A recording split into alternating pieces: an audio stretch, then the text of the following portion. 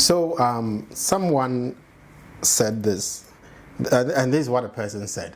I'm reading the comment the person wrote, and the person said, "I think local Singaporeans as a whole are becoming minorities here.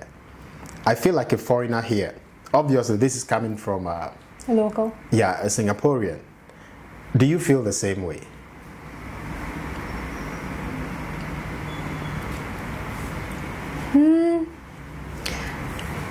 Not really, actually. I mean, when I still go out, I still see a fair amount of locals. But I do get what that person is saying because the expat community has been increasing. I know the government keeps, increasing the number of foreigners coming into Singapore for work and stuff. And it's natural for the locals to feel like, why, not really intimidated, I think, but more of like pressured into worrying about their job stability and their income. So I do get both sides of the comment. For me personally, I don't think it's an issue. Do you feel like another comment that I got on one of my videos, or one of the videos, is that the foreigners are taking local jobs? Yeah. So do you really think a foreigner has taken a job that is meant for you here, or that was meant for you? It's a very hard question to answer. I mean, personally, I don't think so. But so you do not struggle with finding a job. That is basically what I'm trying to say. Because if the jobs are going to foreigners, that would mean that the locals are struggling to get jobs. Yes. I don't know about the next local story, but I know you are sitting in front of me. Yes. So I can ask you that question. And you are local. You are local. Yes. Do you think, has it been difficult for you to get a job or find a job here in Singapore? It has been difficult, but that will be more on my side because I do not have the skill set for certain jobs that I want to get. In terms of it being taken by an expat, I think it's only fair if they have the skill set. So whether or not the jobs are let's say majority of the jobs available are taken by expats or not, that's not something I can safely answer. But more or less, bottom line is it really depends on the skill sets that you have. So you are not one of those who thinks that foreigners have come into Singapore and are taking over the jobs of the locals. Yeah. You are not. No. All right. Okay. So that is. So you basically you do not agree with the comment, what the commenter said. Oh, okay. Well, I get it from certain point of views, but at the same time, I'm like, hey, if you do have the skill set, why are you feeling that an expat is taking that job? Have you even gone for the interview? Have you even, applied and all of that? Firstly, is the pay going to help you? And all of that. There's so many factors to it. So I don't. It's not fair to say that expats have taken all the jobs. Yeah. Okay. So there are still jobs, a lot of jobs for the locals. Yes. So if I do come to Singapore, will I get a job?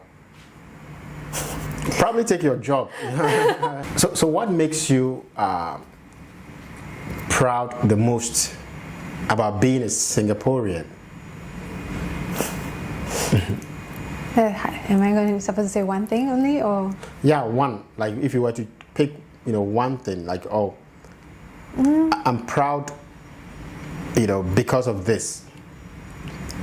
What would that be? I would say probably the passport. The passport? Yes. Whoa, that's interesting because the average Singaporean that I meet outside of Singapore would normally say something along that line, that, oh, my passport. Why is that the case? Because we have one of the world's strongest passport. We are able to travel, to pretty much, I think, like 100 plus countries without visas. And of course, with that passport, of course, it shows how much the government has put into making Singapore into that strong of a country, from economic standpoint, for us to even be able to reach that. Mm-hmm. So it's not something that was given out lightly. It was a lot of years of 60 years of hard work put into that. So yeah, it's like to hold that red passport around is really something to be proud of, I would say. So how has it been for you traveling with a red passport? You said it was one of the things that made you proud the most about being Singaporean. Singaporean, yes. Yeah, so can you shed some light on it, like how? Yeah, sure. So for example,